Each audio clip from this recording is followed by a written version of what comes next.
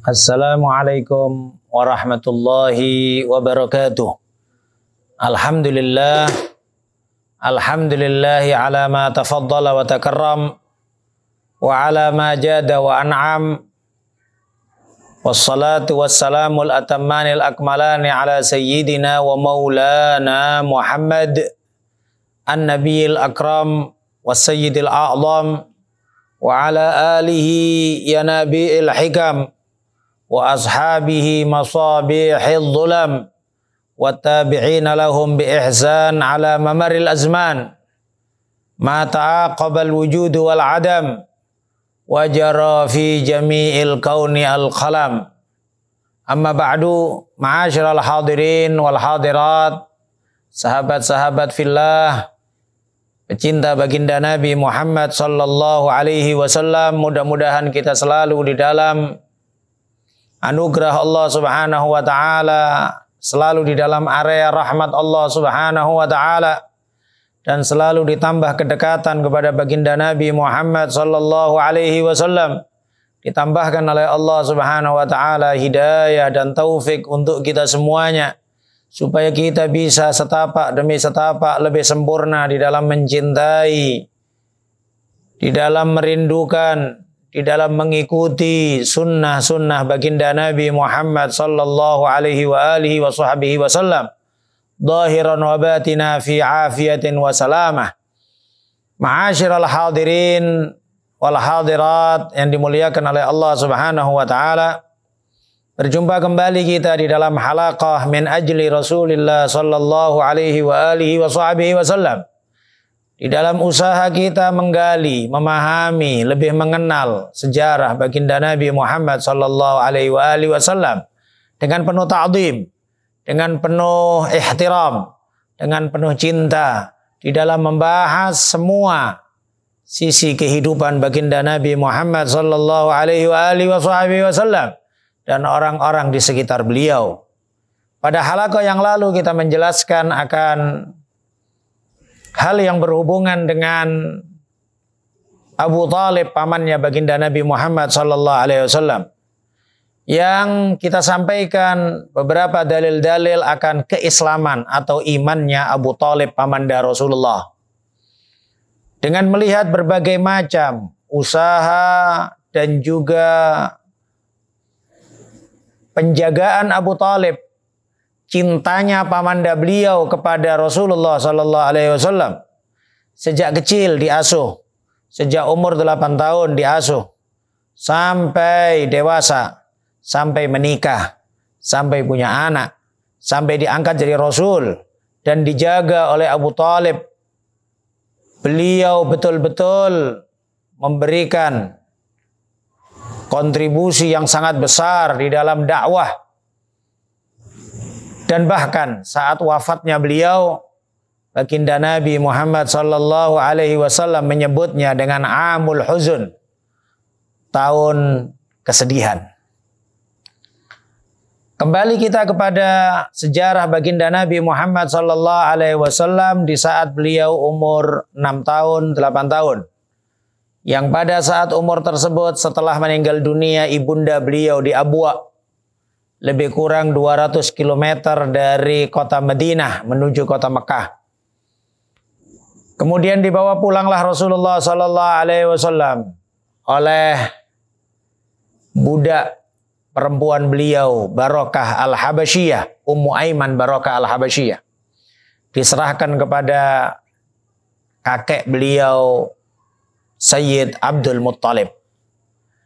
Dan bagaimana Abdul Muttalib betul-betul menjaga Rasulullah, menyayangi Rasulullah, dengan berbagai macam riwayat yang sudah kita sampaikan pada majelis dan halaqah yang lalu. Saat wafat, hampir wafat Abdul Muttalib, maka Abdul Muttalib mewasiatkan untuk diasuhnya baginda Nabi Muhammad sallallahu alaihi wasallam kepada pamanda beliau, yaitu Abu Talib. Abu Talib dipilih oleh Abdul Muttalib karena beberapa hal. Di antaranya pastinya nampak kasih sayang Abu Talib kepada Rasulullah sallallahu alaihi wasallam sejak kecil. Dan juga Abu Talib dengan ayahanda Rasulullah, ayah kandungnya beliau, Sayyid Abdullah adalah saudara kandung sebapak dan seibu. Maka Abdul Muttalib memberikan wasiat. Dan ini juga pemberian wasiat menunjukkan bagaimana perhatian Abdul Muttalib kepada baginda Nabi Muhammad SAW. Maka diasuhlah Rasulullah SAW sejak umur 8 tahun. Dan Rasulullah SAW mengingat akan hal tersebut. Ada beberapa riwayat hadis yang Rasulullah menceritakan ketika bersama Abdul Muttalib. Bahkan dalam sebuah riwayat hadis yang diriwayatkan oleh Imam Baihaqi, Rasulullah menyebutkan bahwa aku mengingat saat Abdul Muttalib meninggal dunia, aku menangis di bawah tempat tidur Abdul Muttalib. Demikian juga sebelumnya kita sampaikan bagaimana Rasulullah mengingat saat beliau diajak oleh ibunda beliau di kota Madinah. Beliau belajar berenang di salah satu kolam di kota Madinah. Dan juga beliau mengenal sosok kawan kecilnya beliau yang dikenal dengan Unaisah. Maka hal tersebut tidaklah sesuatu yang aneh. Karena baginda Nabi Muhammad SAW pastinya memiliki kekuatan zahir batin yang melebihi dari semua manusia. Dan bahkan Rasulullah SAW mengingat akan alamul arwah, bagaimana beliau mengetahui akan hal-hal tersebut. Dalam hadis Sahih Bukhari, Nabi bersabda, "Kuntu indallahi nabiyan wa Adam munjadilun fi tinatih." Aku di sisi Allah Subhanahu wa taala sudah menjadi nabi, sedangkan Adam masih dalam proses tanah liat. Ma'asyiral hadirin wal hadirat yang dimuliakan oleh Allah Subhanahu wa taala. Maka diasuhlah Rasulullah SAW sama pamanda beliau Abu Talib sejak umur 8 tahun. Dan sangat nampak kasih sayang Abu Talib kepada sosok keponakannya. Dan beliau sendiri pasti juga mengetahui dari ucapan-ucapan Abdul Muttalib yang meyakini bahwa sosok Rasulullah SAW Nabi Muhammad ini adalah Nabi akhir zaman. Bahkan jangankan di saat umur 6 tahun ke 8 tahun, 2 tahun bersama Abdul Muttalib. Yang sebelumnya bahkan ketika beliau memberi nama Muhammad, ditanya oleh orang-orang Quraisy, "Kenapa engkau memberi nama cucumu dengan nama yang tidak dikenal dengan nama dari nama-nama kakek-kakek dan datuk-datukmu?" Abdul Muttalib menjawab, "Aku berharap ini cucuku adalah menjadi orang yang akan terpuji oleh penduduk langit dan penduduk bumi." Demikian juga dalam riwayat Imam Bukhari, ucapan Ummu Aiman Barakah Al-Habasyiyah yang menyebutkan bahwa beliau disuruh oleh Abdul Muttalib untuk menjaga dengan serius di saat Rasulullah SAW bermain dengan beberapa kawan, kemudian kecarian Abdul Muttalib. Dan dicari oleh Ummu Aiman sampai akhirnya bertemu dan mengatakan bahwa wajadtu ibnaka, aku menemukan cucumu ini ma'al ghilman, bersama beberapa anak-anak muda, anak-anak kecil, inda sidroh, dekat sama pohon bidara. Kemudian Abdul Muttalib berpesan untuk menjaga dengan serius. "Ihtafidhi, kau jagalah ini anakku dan cucuku. Sesungguhnya orang-orang ahlul kitab meyakini bahwa ini cucuku akan menjadi nabi akhir zaman." Abu Talib juga pastinya juga mengetahui, apalagi nampak keberkahan-keberkahan yang luar biasa. Disebutkan oleh Al-Imam Ibn Asakir, riwayat bahwa Abu Talib itu kalau urusan makan, maka Abu Talib tidak memulai makan sama anak-anaknya sebelum datang Rasulullah SAW. Dan disebutkan karena jikalau anak-anak Abu Talib yang cukup banyak tersebut makan dahulu atau meninggalkan sosok baginda Nabi Muhammad SAW tidak makan, maka mereka merasa kurang dari makanan tersebut. Berbeda saat Rasulullah sallallahu alaihi wasallam makan duluan, maka mereka merasa kenyang. Keberkahan luar biasa yang nampak dalam diri baginda Nabi Muhammad sallallahu alaihi wasallam, dan bahkan disebutkan dalam riwayat Ummu Aiman Barakah Al-Habasyiyah pernah berkata, disebutkan dalam riwayat Al-Imam At-Tabarani, disebutkan dalam riwayat Al-Imam Baihaqi dalam Dalailun Nubuwah, bahwa masyaka Rasulullah sallallahu alaihi wasallam min sighari ju'an wala atasha. Tidak pernah Rasulullah sallallahu alaihi wasallam mengeluhkan kepadaku sejak kecil rasa lapar atau rasa haus dahaga. Dan terkadang katanya Ummu Aiman, aku tawarkan makan siang atau makan malam kepada Rasulullah sallallahu alaihi wasallam saat kecil. Rasulullah mengatakan, aku tadi sudah minum air Zam-Zam dan aku merasa cukup. Demikian luar biasa keberkahan-keberkahan yang nampak dalam kehidupan Abu Talib dan keluarganya berkat baginda Nabi Muhammad sallallahu alaihi wasallam. Riwayat yang masyhur diriwayatkan oleh Ibn Asakir, diriwayatkan oleh Imam Khatib Al-Baghdadi, dan riwayat para ulama-ulama yang lain. Di saat terjadi masa paceklik, di masa awal-awal baginda Nabi Muhammad sallallahu alaihi wasallam diasuh oleh Abu Talib, maka pimpinan-pimpinan Quraisy itu berkumpul dan berdoa di bawah berhala Lata dan Uzza. Mereka berdoa dengan sungguh-sungguh, namun tidak turun hujan. Kemudian berkata satu orang bijak, tidakkah masih ada sisa-sisa dari keturunan Nabi Ibrahim dan Nabi Ismail di antara kalian untuk berdoa kepada Tuhan Allah Subhanahu wa taala untuk menurunkan hujan, karena ini adalah masa paceklik yang sangat dahsyat.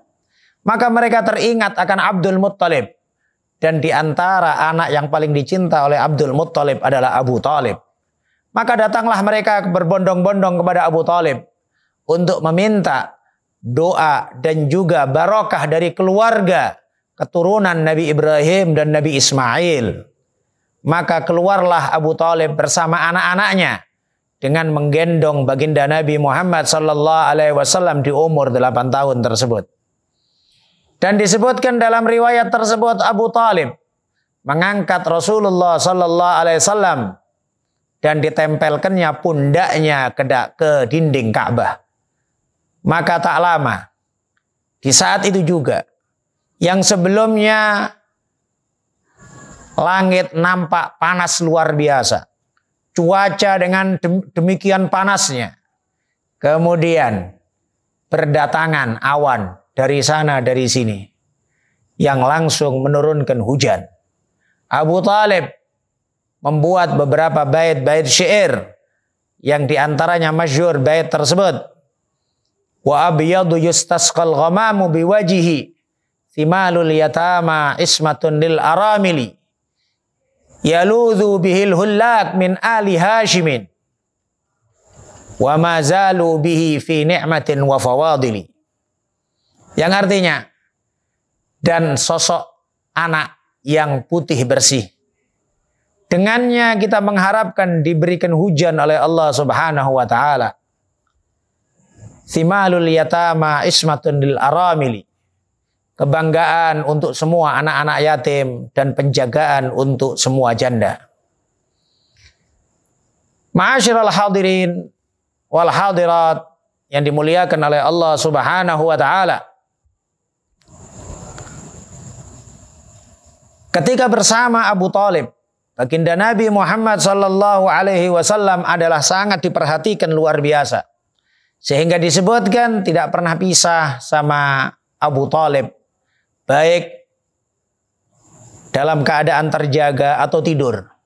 Abu Talib memilih tidur berdampingan dengan Rasulullah sallallahu alaihi wasallam. Hanya sekali disebutkan di dalam riwayat oleh Ibnul Jauzi dalam kitab Al-Wafa, Rasulullah sallallahu alaihi wasallam diminta oleh pamanda beliau yang bernama Zubair bin Abdul Muttalib untuk keberkahan dan penjagaan di dalam perjalanan menuju Yaman. Maka di sini diambil kesimpulan bahwa Rasulullah Sallallahu Alaihi Wasallam pernah ke Yaman. Yang pada majelis atau halaqah yang telah lewat, kita sampaikan bahwa Abdul Muttalib kakeknya Rasulullah juga pernah ke Son'a Yaman untuk bertemu dengan pemimpin-pemimpin Yaman. Namun di dalam riwayat tidak dijelaskan secara pasti apakah Rasulullah Sallallahu Alaihi Wasallam di umur tersebut ikut sama Abdul Muttalib. Namun di saat bersama Abu Talib, yang awalnya Abu Talib sangatlah risau untuk melepas Rasulullah Sallallahu Alaihi Wasallam bersama Zubair bin Abdul Muttalib. Namun akhirnya dilepas oleh Abu Talib karena meyakini akan penjagaan Allah Subhanahu wa taala kepada keponakannya. Dalam kitab Al-Wafa karya Ibnul Jauzi disebutkan bahwa di tengah perjalanan banyak orang-orang yang tidak bisa meneruskan perjalanan karena disampaikan bahwa di jalanan tersebut masih ada onta yang liar. Masih ada onta yang sangat ganas. Sehingga banyak orang khawatir akan onta tersebut. Mereka menunggu beberapa saat sampai onta tersebut pergi atau agak jinak. Namun Rasulullah Sallallahu Alaihi Wasallam yang umur 8 tahun tersebut atau lebih, 9 tahun atau mungkin 10 tahun, Rasulullah Sallallahu Alaihi Wasallam mendekati onta tersebut. Dan subhanallah, onta tersebut tunduk, patuh, jinak kepada Rasulullah Sallallahu Alaihi Wasallam dan turun itu onta. Sampai akhirnya Rasulullah Sallallahu Alaihi Wasallam menaiki onta yang liar tersebut. Dan diteruskan dalam riwayat dalam kitab Al-Wafa ini bahwa saat pulang dari Yaman masih bersama dengan pamanda beliau Zubair bin Abdul Muttalib, dalam satu perjalanan mereka mendapati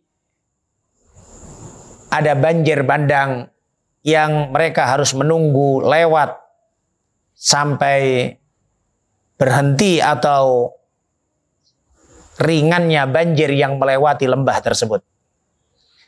Namun Rasulullah Sallallahu Alaihi Wasallam mengatakan kepada pamandanya untuk tetap berjalan.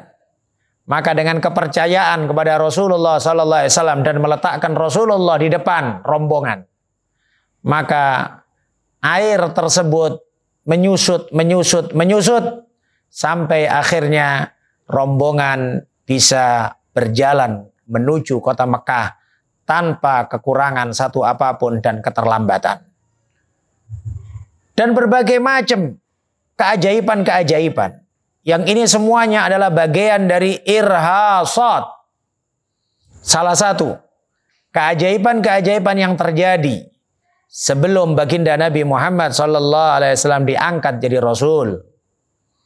Al-Habib Ali bin Muhammad Al-Habsyi mengatakan, "Waqad taqaddamat lahu qabla an-nubuwwati irhasat. Hiya ala nubuwwatihi wa risalatihi min aqwal alamat." Telah mendahului untuk Rasulullah Sallallahu Alaihi Wasallam sebelum masa kenabian irhasat, kejadian-kejadian istimewa yang luar biasa yang disebut irhas.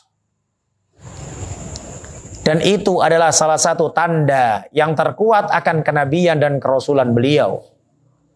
Maka aneh kalau ada sebagian orang atau bahkan disebut seorang ulama atau kiai merasa aneh dengan irhasat, kemudian mengatakan biasa-biasa saja Nabi Muhammad waktu kecil. Atau mungkin sampai mengatakan gak usah dipuji-puji kali, kalau nampak keanehannya kan ya dibunuh sama orang-orang Nasara atau Yahudi. Berapa banyak riwayat yang menjelaskan akan keagungan yang diberikan oleh Allah Subhanahu wa taala kepada baginda Nabi Muhammad sallallahu alaihi wasallam saat beliau masih kecil. Pastinya beliau dalam penjagaan Allah Subhanahu wa taala meskipun telah nampak berbagai macam keajaiban-keajaiban, dan itu semuanya adalah petunjuk dari Allah Subhanahu wa taala kepada semuanya bahwa telah datang masa kenabian Nabi akhir zaman yang mereka tunggu-tunggu. Namun pastinya karena kotornya hati, karena hasud, dendam yang kuat di dalam hati orang-orang Yahudi, Nasrani, atau orang musyrik, mereka tidak menerima baginda Nabi Muhammad sallallahu alaihi wasallam. Maka disinilah pentingnya memohon hidayah kepada Allah Subhanahu wa taala. Bukan permasalahan tahu atau tidak tahu akan keajaiban keanehan tersebut, namun berapa banyak orang yang di depannya nampak di mata kepalanya sendiri, dia melihat keajaiban-keajaiban Allah, namun dia tetap tidak mau beriman, tidak mau tunduk dan patuh taat kepada apa yang diminta oleh Allah Subhanahu wa taala. Berapa banyak orang yang melihat keajaiban dari karamat para aulia sholihin, namun mereka tetap membenci para wali tersebut. Demikian juga para ilmuwan-ilmuwan barat. Berapa banyak mereka menemukan keajaiban-keajaiban di alam semesta ini. Mereka mengetahui keajaiban-keajaiban di luar angkasa yang mereka kagumin, dan mereka yakin pastinya ini ada tangan Tuhan. Ini adalah ciptaan dari keajaiban-keajaiban dari ciptaan Allah Subhanahu wa taala. Namun tetap hati mereka masih tetap tidak beriman. Hati mereka tetap enggan untuk menerima keimanan kepada Allah Subhanahu wa taala. Maka pentingnya memohon kepada Allah Subhanahu wa taala untuk mendapatkan hidayah setiap saat. Allah Subhanahu wa taala menyebut di dalam Al-Qur'an pentingnya untuk meminta hidayah tersebut. Bagaimana di dalam surat Al-Fatihah, satu-satunya doa yang kita baca adalah ihdinas siratal mustaqim. Berilah petunjuk kami ya Allah kepada jalan yang lurus, jalannya orang-orang yang Engkau beri nikmat. Siratal ladzina an'amta alaihim ghairil maghdubi alaihim waladdallin. Amin. Mudah-mudahan kita semuanya selalu ditambah hidayah oleh Allah Subhanahu wa taala, selalu dikuatkan hidayah oleh Allah Subhanahu wa taala di dalam hati kita, sehingga kita semuanya tidak ada waktu yang lewat dari umur kita kecuali di dalam tambahan hidayah dan taufik dari Allah Subhanahu wa taala. Insyaallah kita lanjutkan dalam majelis-majelis yang berikutnya, yang insyaallah kita lebih mengenal sejarah baginda Nabi Muhammad sallallahu alaihi wasallam, yang menjadikan kita lebih rindu kepada beliau, lebih cinta kepada beliau, dan insyaallah lisan kita dihiasin oleh Allah Subhanahu wa taala dengan memuji Rasulullah, bersolawat kepada Rasulullah, menyampaikan hadis-hadis dan sunnah-sunnah Rasulullah sallallahu alaihi wasallam. Ala hadhin niyah wa kulli niyah salihah jami'ah syamilah li khairati dunya wal akhirah, dafi'a li kulli syarr jalibah li kulli khair. Ala ma nawaina wa ala ma nawaitum, ala ma nawa sayyidi Habib Umar bin Muhammad bin Salim bin Hafid, wa ala ma nawa masyayikhuna wa rijal sanad ila Rasulillah wa ila hadratin Nabi Sayyidina Muhammad sallallahu alaihi wa alihi wasallam. Al-Fatihah. Bismillahirrahmanirrahim. Alhamdulillahirabbil alamin. Iyyaka na'budu wa iyyaka nasta'in. Ihdinas siratal mustaqim. Siratal ladzina an'amta 'alaihim ghairil maghdubi 'alaihim waladdallin. Amin. Walafu minkum. Mudah-mudahan selalu dalam hidayah taufik dari Allah Subhanahu wa taala. Sehat wal afiat, umur yang barokah insyaallah. Wallahul muwaffiq ila aqwamit thariq. Hadanallahu wa iyyakum ajma'in. Assalamualaikum warahmatullahi wabarakatuh.